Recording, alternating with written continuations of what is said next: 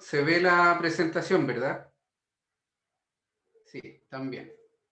Entonces ya podemos partir, hechas todas las pruebas, podemos partir con la enseñanza de la palabra del Señor del día de hoy. El tema que he venido viendo son las vestiduras del sumo sacerdote y como siempre, el versículo en Juan capítulo 5, versículo 39, que nos habla de que las escrituras son las que dan testimonio del Señor y en estas reuniones que hemos tenido los días viernes, hemos podido contemplar cómo cada detalle de las vestiduras del sacerdote nos hablan de algo acerca del Señor. Vamos a indicar que estas vestiduras del sumo sacerdote son las vestiduras que él llevaba durante todo el año en su servicio normal. Sabemos que una vez en el año él ingresaba al lugar santísimo con las denominadas vestiduras sagradas de lino, que eran vestiduras blancas.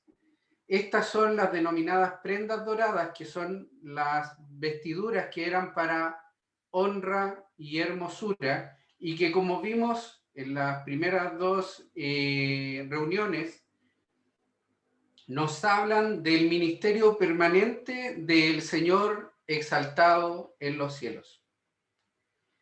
Las vestiduras del sumo sacerdote que comenzamos a ver son el efod, que los vimos en las primeras dos reuniones, que era una especie de chaleco o delantal que lo vemos acá, y que tenía diversos colores. El pectoral, que lo vimos también en la última reunión, que tenía las 12 piedras preciosas. El manto, la túnica bordada, la mitra y el cinturón según la división que hace ahí mismo el Éxodo. Bueno, con el efod lo que vimos, ¿cierto?, es que estaba hecho de 5 materiales y cada uno de esos 5 materiales nos hablaba del Señor: el oro, el azul, la púrpura, el carmesí y el lino torcido.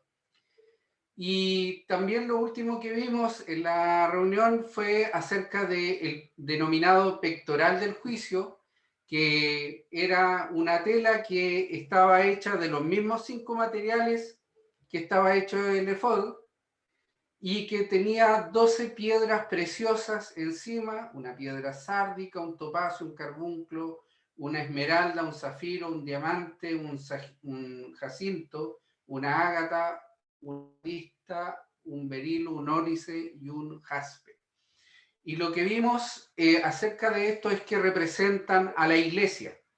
Vimos que el Señor presenta a la iglesia como estas piedras preciosas. Todas estas piedras eran preciosas, pero eran distintas, como vimos. Y lo que veíamos en figura acá es cómo la iglesia está compuesta por distintos creyentes. Y cada uno de estos creyentes que componen la iglesia somos distintos los unos de los otros. Cada uno con su respectivo color, estas piedras, cada uno con su personalidad, los creyentes. Pero aún así, el Señor nos ve preciosos y de gran valor. Y cada una de estas piedras tenía grabada el nombre de una de las tribus de Israel, grabada con grabadura de sello y también puestas sobre engastes de oro.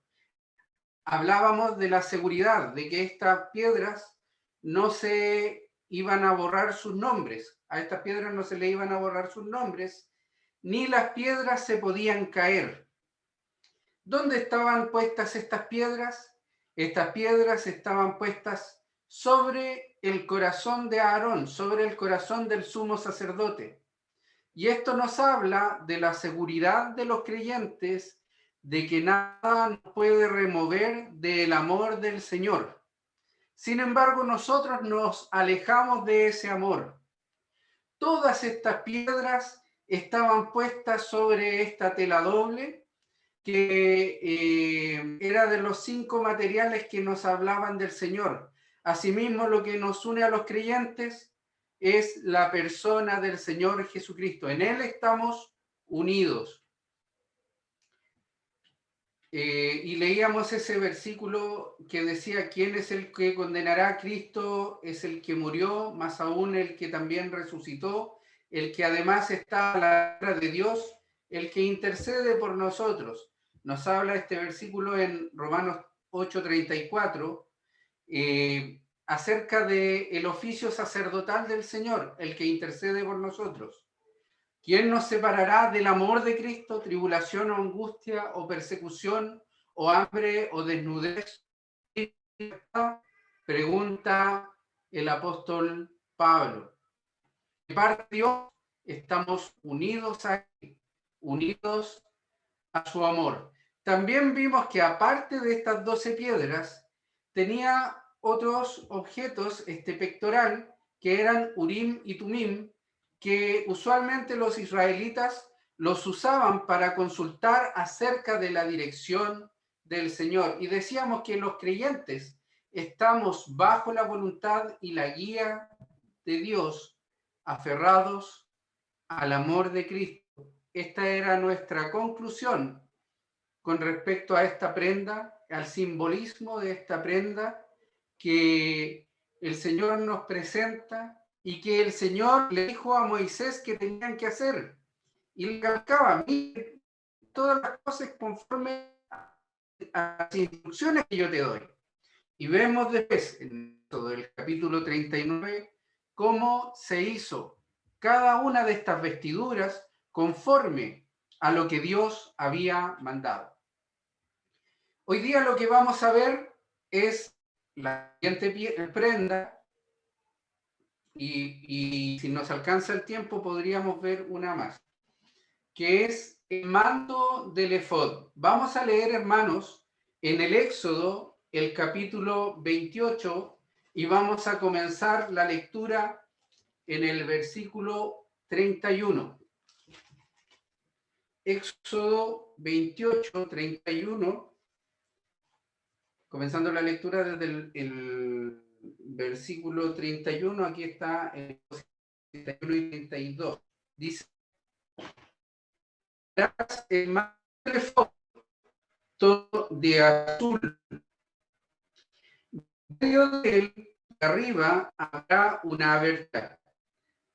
Tendrá un borde alrededor de obra tejida como el de un coselete, para que no se rompa.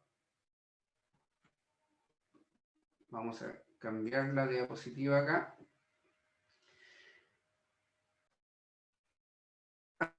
Granadas de azul.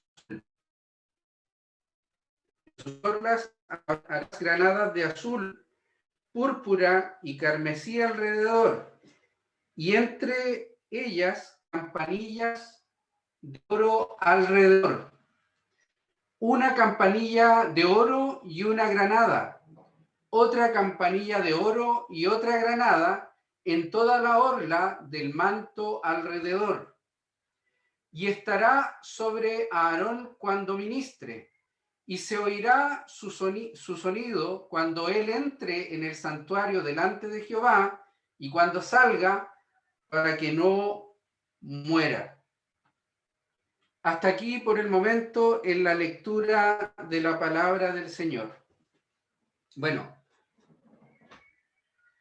lo que acabamos de leer habla de una prenda de Aarón, que era una de las prendas más visibles. Él habla del manto del efod, que era completamente hecho de azul. Y hay algunos elementos de los cuales vamos a hablar aquí que son un poco desconocidos, no son parte de las ropas que nosotros usamos, ¿ya? Por ejemplo, habla en el versículo 32 de que por arriba tenía una abertura, lo que podríamos decir que era el cuello de esta prenda. Dice, la cual tendrá un borde alrededor de obra tejida como cuello de un coselete. Ya vamos a ver lo que era un coselete. Un coselete era un tipo de armadura liviana. ¿Ya? De ese modo tenía que ser esta prenda. Y habla de sus orlas. Las orlas tenemos que entender que son las franjas que es el borde. Las orlas eran una especie de tejido que iba en el extremo, en el borde de esta prenda. En las orlas que iban a tener granadas de azul. Las granadas, afortunadamente, en esta parte del país las conocemos. Las granadas son frutos. Si yo estuviera predicando en Lota hoy día, no tendría ni idea qué es lo que es una granada, porque allá por lo menos en mi época no veíamos mucho la granada, llegaban muy escasamente, yo por lo menos, pero conocemos qué es lo que es una granada, un fruto. ¿Y qué es lo que tenía, qué era la otra cosa que tenía el manto en su extremo, en su borde por abajo? Como vemos aquí en la fotografía, aparte de las granadas, tenían unas campanillas, unas campanas, una campanilla de oro, ¿ya? La granada, como vemos, eran de azul, púrpura y carmesí. ¿Se acuerda cuáles eran los 5 materiales con los cuales estaban hechos el efod y el pectoral? Contenían estos 3, pero había más. El efod y el pectoral estaban hechas de oro, azul, púrpura, carmesí y lino torcido. Acá estas granadas están hechas de 3 de los 5 materiales que vimos anteriormente. Vamos a ver cuál puede ser el significado de esto. ¿Y cuáles eran las características de toda esta vestidura? Versículo 35, que estarían sobre Aarón cuando ministre, y cuando Aarón entraba en el santuario y caminaba, las campanillas empezaban a sonar, y el pueblo sabía que el sumo sacerdote iba entrando a ministrar delante del santuario, delante de Dios. Y cuando Aarón salía del tabernáculo, cuando Aarón salía del santuario, también lo que pasaba con el pueblo es que ellos escuchaban a las campanillas sonar. Y cuando escuchaban las campanillas, después de que Aarón estaba dentro del santuario, del tabernáculo, el pueblo se daba cuenta de que el sumo sacerdote venía saliendo del templo, y aquí también hay una figura que nosotros vamos a ver en la voluntad del Señor el día de hoy. Con respecto al manto del efod, lo que acabamos de leer era que era una prenda larga, visible, toda de azul, ¿ya?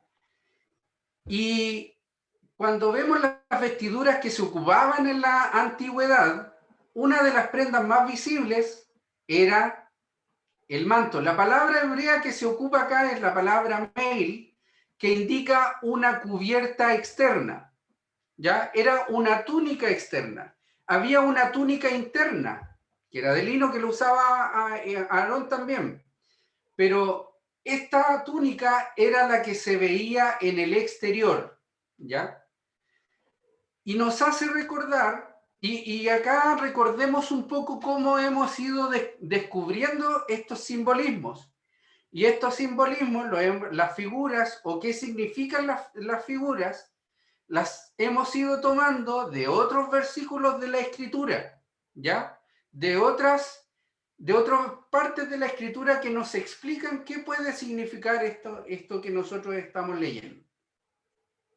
Y vamos a leer en Isaías el capítulo 6, versículo 1.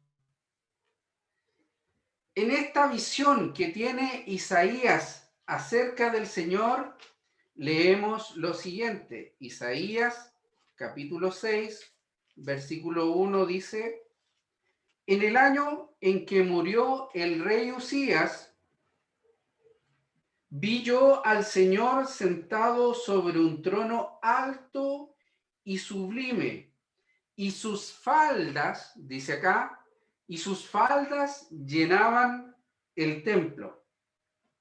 Y sigue el relato, y es una visión gloriosa que tiene el profeta Isaías acerca del Señor. ¿Y cuál fue su reacción al ver esta gloriosa visión acerca del Señor? En Isaías capítulo 6, versículo 5, el profeta dice, ay de mí, que soy muerto, porque siendo hombre inmundo de labios y habitando en medio de pueblo que tiene labios inmundos, han visto mis ojos al Rey Jehová de los ejércitos. Cuando Isaías ve esta visión, ve al Rey sentado en el trono y le ve glorioso. Parte de esa gloria, ¿qué es lo que eran? Eran estas faldas que llenaban todo el templo. Entonces, ¿qué nos sugiere el manto, esta prenda que llevaba a Aarón delante de la presencia del Señor? Recordemos que el propósito de estas vestiduras eran para honra y hermosura. Eran para honra y hermosura. Y esta prenda exterior nos habla de la gloria del Señor. Cuando Isaías ve al Señor en esta visión gloriosa, ¿qué le llama la atención? Le llama la atención sus faldas que llenaban todo el templo. Otra visión acerca del Señor, otra visión gloriosa, leámoslo en Apocalipsis capítulo 1, versículo 13. Yo, aparte de lo que vamos leyendo en la diapositiva, leo en la Biblia porque de repente la transcripción uno se puede equivocar. Apocalipsis capítulo 1, versículo 13 dice lo siguiente. Bueno, voy a comenzar la lectura desde el versículo 12. Habla Juan hablando acerca de la visión del Señor y dice... Y me volví para ver la voz que hablaba conmigo y vuelto vi 7 candeleros de oro. Y el versículo 13, que es el que quiero resaltar, y en medio de los 7 candeleros, a uno semejante al Hijo del Hombre, vestido de una ropa que le llegaba hasta los pies y ceñido por el pecho con un cinto de oro. En esta visión gloriosa que ve Juan acerca del Señor, ¿qué es lo que ve de nuevo? Lo ve vestido de una ropa que llega hasta los pies. De nuevo aquí la visión del manto. Y la visión gloriosa del Señor es una visión en la cual Juan ve la gloria del Señor. ¿Y cuál fue su reacción al ver esta imagen gloriosa? Se repite lo mismo que pasó con Isaías. Vemos que en el versículo 17 dice Juan, en Apocalipsis capítulo 1, versículo 17, cuando le vi, caí como muerto a sus pies. Es tanta la gloria que ve Juan, es tanta la gloria que ve Isaías, que ambos cayeron como muertos. Pensaron en desfallecer acerca de la grandeza de la gloria que habían contemplado. Y en ambos relatos se nos hace mención acerca de las faldas, acerca de la ropa que le llegaba hasta los pies. ¿Cuál era la ropa larga, externa, que se veía en el caso de Aarón, en el caso del sumo sacerdote? Era este manto de azul. Este manto azul nos habla de la gloria celestial del Hijo de Dios, el cual es nuestro sumo sacerdote. Dice en el Evangelio de Juan capítulo 1, versículo 9, aquella luz verdadera que alumbra a todo hombre venía a este mundo. ¿De dónde vino esta luz verdadera que alumbraba a todo hombre? Él vino desde el cielo. El Señor tiene un origen celestial. Dice Juan capítulo 1, versículo 14, ya que el Verbo fue hecho carne y habitó entre nosotros y vimos su gloria, gloria como del unigénito del Padre, lleno de gracia y de verdad. El nacido del Padre vino al mundo, pero él nunca dejó de ser glorioso. Él cubrió su gloria con un velo de carne. Y en el monte de la transfiguración vemos como él corre un poquito el velo y sus discípulos pueden ver aquella gloria.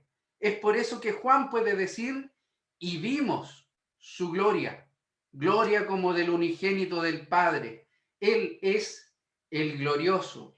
Él es el que tiene un origen celestial, y leemos en Hebreos el capítulo 9, versículo 23, que tanto su origen como su destino es el cielo. Hebreos 9:23 dice, fue pues necesario que las figuras de las cosas celestiales fuesen purificadas así, pero las cosas celestiales mismas con mejores sacrificios que estos. Porque no entró Cristo en el santuario hecho de mano, figura del verdadero, sino en el cielo mismo. El Señor descendió del cielo y al haber hecho su obra en la cruz del Calvario, al haber muerto por nosotros, al haber sido sepultado y al haber resucitado, Él entró otra vez. ¿Y dónde entró? No en un santuario hecho de manos como los sacerdotes de este mundo, sino en el santuario verdadero, en el cielo mismo, para presentarse ahora por nosotros ante Dios.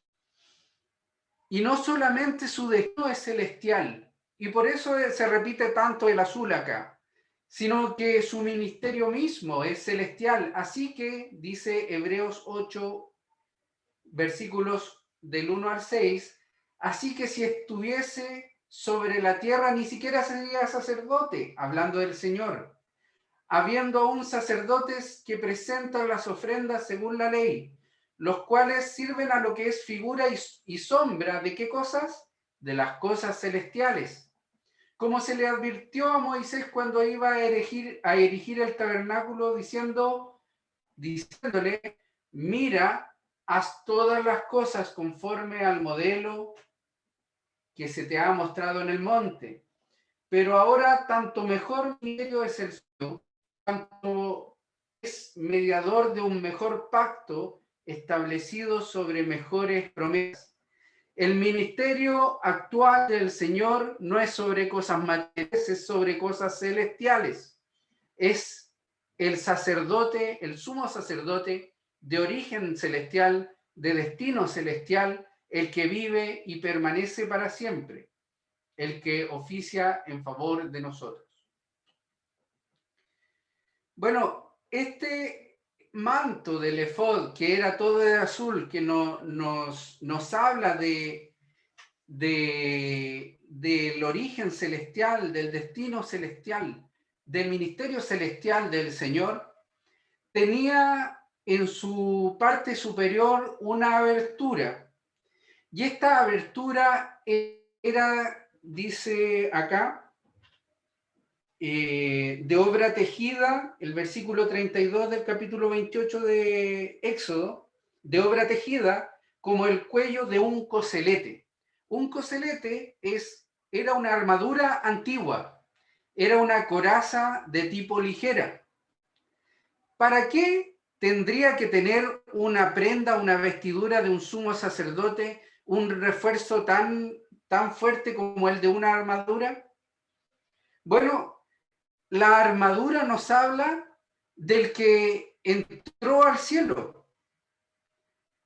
La armadura nos habla del que peleó aquí en la tierra. Y no sé si es la interpretación precisa, porque en realidad lo que hacía este tejido es que esta vestidura fuese fuerte, que no se rompiese con nada, porque era tan fuerte como una armadura. Pero nos habla del que peleó aquí en la tierra. Nos habla del que entró en el cielo victorioso, después de haber triunfado aquí en la tierra en batalla. El Salmo capítulo 24, versículos del 7 al 10, dice lo siguiente: alzado puertas vuestras cabezas y alzaos vosotras puertas eternas, y entrará el Rey de Gloria. ¿Quién es este Rey de Gloria? Jehová el fuerte y valiente, Jehová el poderoso en batalla. Alzad, oh puertas, vuestras cabezas, y alzaos vosotras, puertas eternas, y entrará el Rey de Gloria. ¿Quién es este Rey de Gloria? Jehová de los ejércitos es el Rey de Gloria. Cuando hay un hermano de apellido Spurgeon, que yo creo que la mayoría lo conoce y conoce sus escritos, y él hacía el comentario que cuando el rey de Inglaterra volvía a su palacio, desde adentro del palacio se hablaba hacia afuera a la comitiva real, ¿quién es el que viene? Y desde afuera se le respondía que venía el rey de Inglaterra. Y ahí se abrían las puertas y podía entrar el rey. Es la misma idea la que vemos aquí. La idea que vemos aquí es del Cristo resucitado, del Cristo que viene al cielo, del Cristo que es poderoso en batalla y que ha vencido.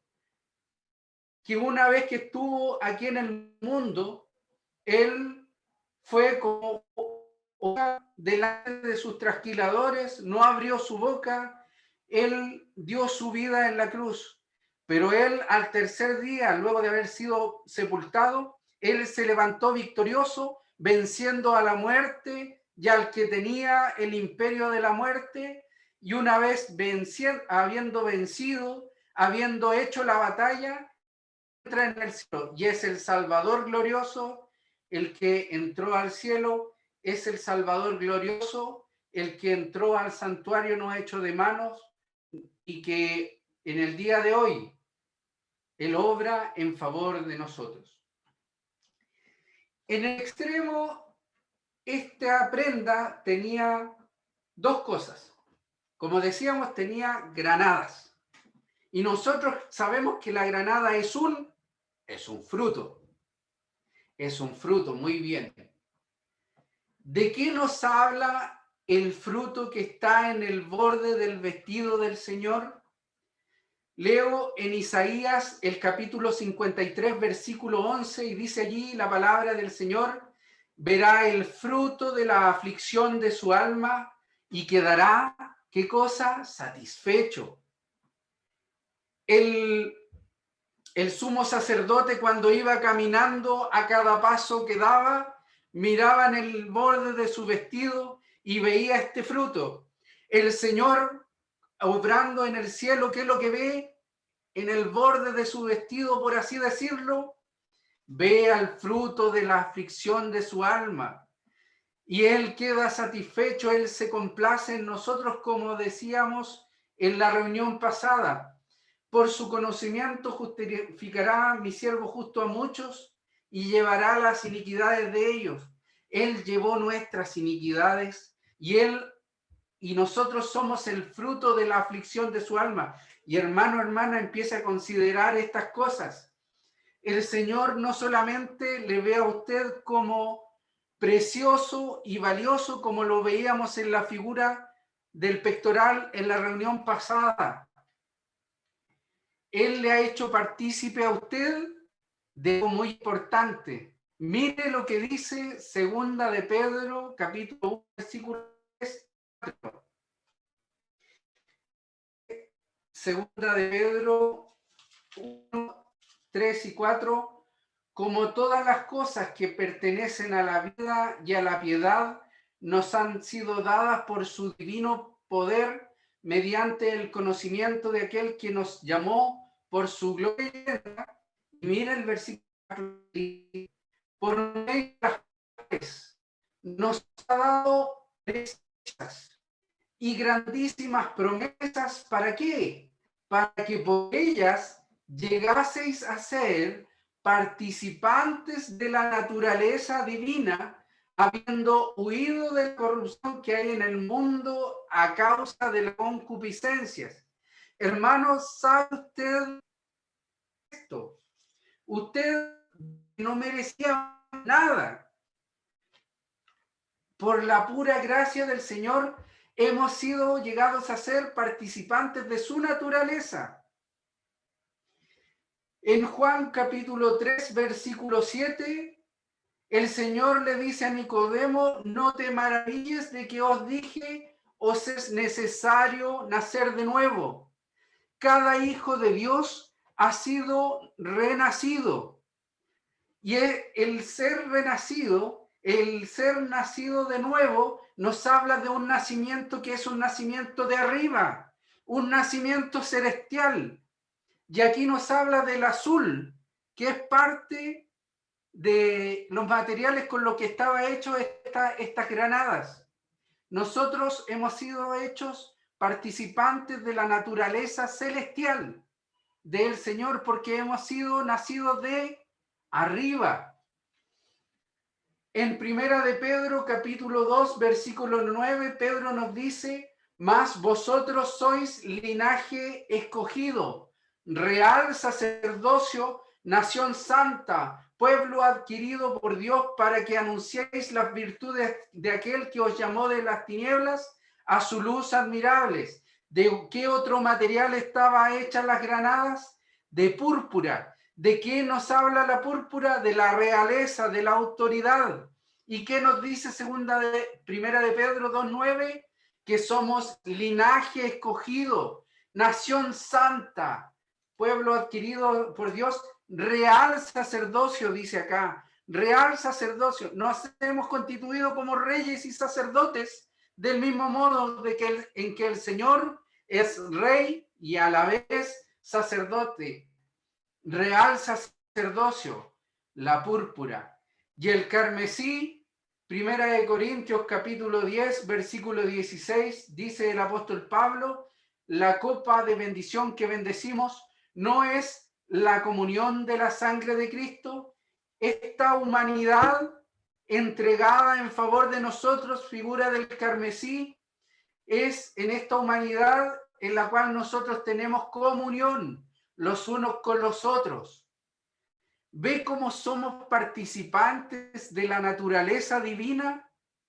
Así como estos colores nos hablaban de la naturaleza divina del Señor, así nosotros somos participantes de ellas. Pero faltan dos materiales, de los 5 que estaba formado el efod y el pectoral. Aquí no está el oro, porque nosotros no somos Dios. El oro era figura de la deidad, de lo imperecedero, y nosotros no somos Dios. Y nosotros no vamos a ser dioses. Nosotros vamos a ser hijos de Dios. ¿Y el lino torcido de qué nos hablaba? De la pureza y santidad a través del sufrimiento. Y nosotros, nuestra santidad no es propia.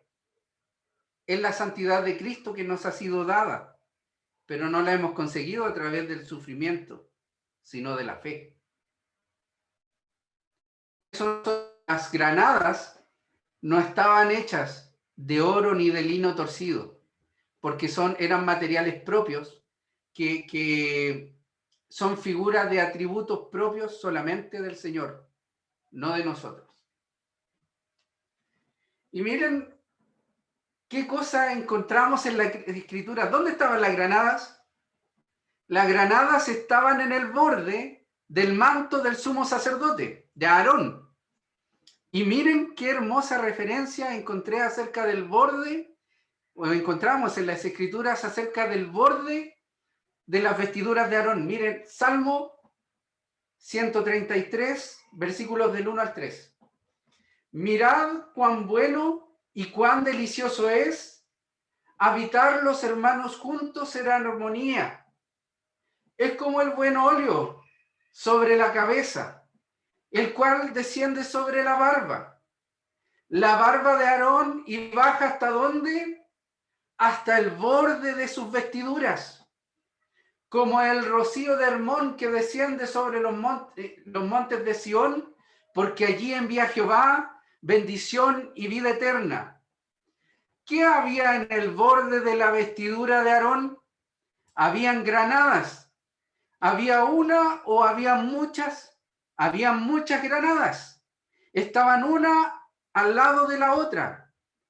Las granadas, las muchas granadas en el borde de la vestidura del sumo sacerdote nos habla de la comunión entre los hermanos, participantes de la naturaleza divina, pero en comunión unos con otros. Y el salmista dice, mirad cuán bueno y cuán delicioso es habitar los hermanos juntos. Pero ¿cómo es? ¿Cuándo es bueno? ¿Cuándo es delicioso? Cuando los hermanos habitan juntos en armonía. ¿Estamos habitando nosotros juntos en armonía?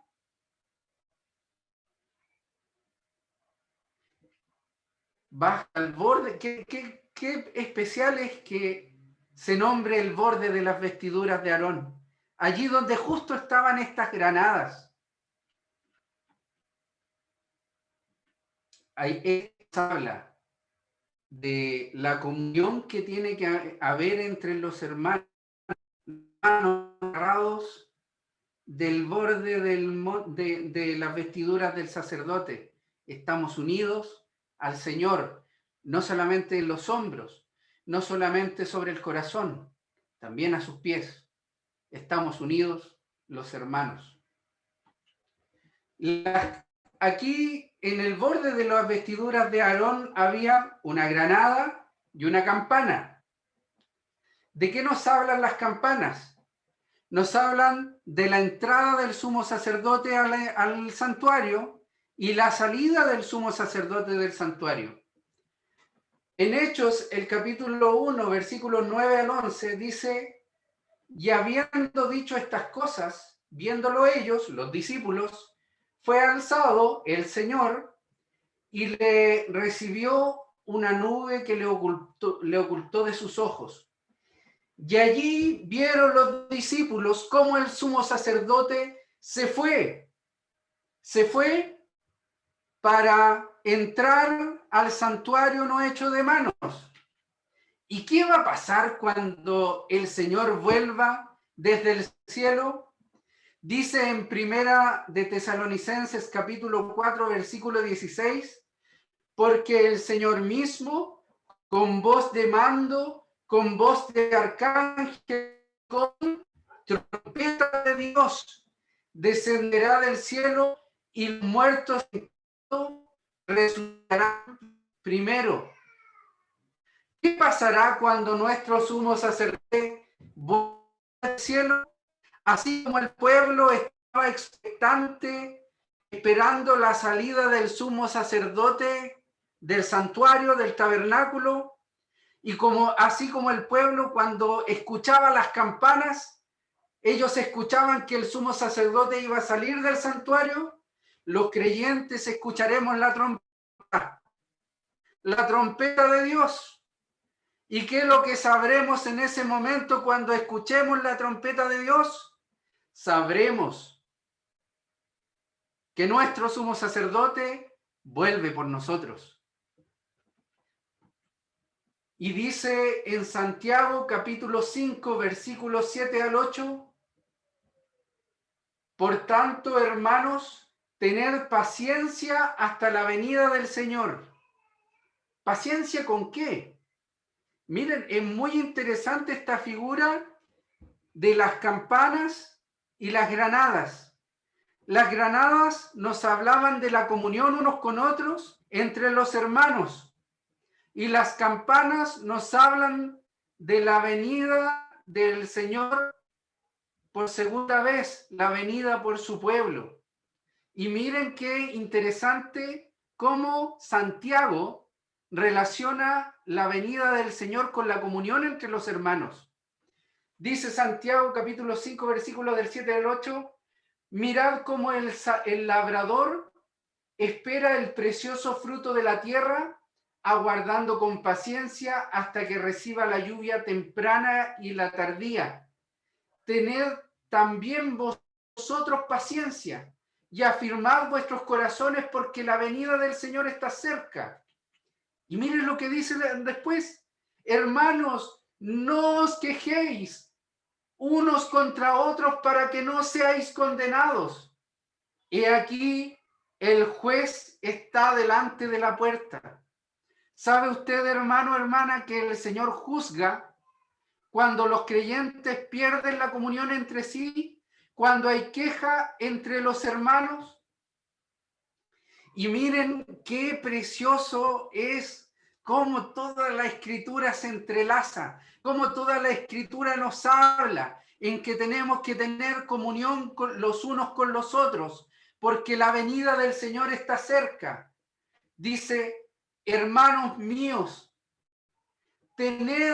tomad como ejemplo de aflicción y de paciencia a los profetas que hablaron en nombre del Señor. Y aquí tenemos por bienaventurados a los que sufren. Ya habéis oído la paciencia de Job, ya habéis visto el fin del Señor, que el Señor es muy misericordioso y compasivo. Y nosotros, hermanos, hermanas, la mayoría conocemos la historia de Job, este varón que lo perdió prácticamente todo porque fue probado por el Señor. Y Santiago nos habla a mirar a Job y a ver la paciencia de Job. Y Job tuvo paciencia en medio de las aflicciones. Pero ¿sabe cuál es la característica de Job? Recordemos que Job, cuando perdió a su esposa, no perdió a su esposa, sino que su esposa le abandonó, perdió a sus hijos que murieron, perdió todos sus bienes y perdió su salud. Llegaron unos amigos supuestamente a consolar el corazón de Job, pero en vez de consolar el corazón de Job, ellos le acusaron insistentemente de que alguna cosa tenía que haber hecho él para estar sufriendo lo que estaba sufriendo, porque no entendían en su cabeza que Dios hiciese sufrir a alguien si es que esta persona no hubiese sido un injusto. Y Job pasó toda esa aflicción. Y Job incluso le llegó a decir a Dios, ¿por qué? ¿Por qué era así con él? ¿Por qué era su juez así delante de él? Y él no lo entendió. Y Dios le dijo que él era más inteligente que Job. Y le muestra la creación y le muestra que hay muchas cosas que él no comprende y que él nunca va a comprender cómo Dios creó todo lo que creó. Y así como Job no entendía por qué Dios creaba todo lo que creaba y cómo lo había hecho, así tampoco no podía entender el porqué de su sufrimiento. Él no podía entender que Satanás había ido a demandar pruebas de parte de Dios. Él no podía comprender todo. Y solamente Job calla y se arrepiente en polvo y en ceniza de haber dudado de Dios y de haberle hecho ver como un juez injusto. Pero ¿cuál fue la paciencia, la gran paciencia de Job? ¿Sabe cuál fue la gran paciencia de Job? Que Job finalmente perdonó a sus amigos. Y en Job capítulo 42, versículo 10 dice que quitó Jehová la aflicción de Job. ¿Cuándo? Cuando él hubo orado por sus amigos y aumentó al doble todas las cosas que habían sido de Job. ¿Cuál es el ejemplo de paciencia de Job que nos está mostrando Santiago? De lo que es capaz de perdonar a sus hermanos. Queridos hermanos, ¿Somos capaces de perdonar a nuestros hermanos y así estar en comunión y armonía delante de Dios? ¿O somos tercos que cuando somos ofendidos nos amurramos y no queremos hablar más con el hermano y no queremos saber nada más de los hermanos? ¿Es eso lo que nos enseña la Escritura? La Escritura en esto que estamos viendo, de las granadas unas al lado de la otra, nos habla de todos los creyentes unos con otros, esperando la venida del Señor en armonía y en paciencia, hermanos, perdonando las faltas de unos para con los otros, porque nosotros podemos ofender a los hermanos, pero el Señor nos llama a los ofendidos a tener la paciencia que tuvo Job, la paciencia de aquel varón que fue injuriado, de malhechor, pero que una vez que hubo orado por sus amigos, el Señor quitó toda su aflicción. Esa es la paciencia que se nos demanda a los hijos de Dios. Y ese es el modo que a nosotros, hermanos, se nos demanda, que esperemos la segunda venida del Señor. Pido disculpas porque de nuevo me pasé en el tiempo. La verdad es que es bastante difícil tratar de condensar, pero queda esta advertencia que vemos en 1 Corintios capítulo 16, versículo 22. El que no amare al Señor Jesucristo sea anatema. ¿Qué dice después? El Señor viene. ¿Por qué debemos perdonar a nuestros hermanos? Porque aquí el juez está a la puerta. Y porque la venida del Señor está cerca. Vamos a orar. Nuestro Dios y Padre Celestial, te damos las gracias por esta palabra que hemos podido nuevamente revisar, ver. Te damos las gracias porque nosotros, no siendo nada, somos participantes de la naturaleza divina. Hemos sido nacidos de arriba, hemos sido rociados por la sangre de Cristo, tenemos comunión en su sangre y también somos parte de un real sacerdocio, de un pueblo adquirido por Dios. Gracias, nuestro Dios, porque del polvo nos levantaste para llegar a tan alto honor. Te agradecemos por lo que somos, dejamos en tu presencia nuevamente nuestros hermanos que sufren y también agradecemos, nuestro Dios, por esta palabra que nos habla y que nos insta a no ser duros de cerviz, sino a estar en comunión con nuestros hermanos, porque allí envía Jehová y bendición y vida eterna, dice tu palabra. Te agradecemos por todo esto, dejamos estas rogativas por nuestros hermanos en tu presencia, en el nombre del Señor. Amén.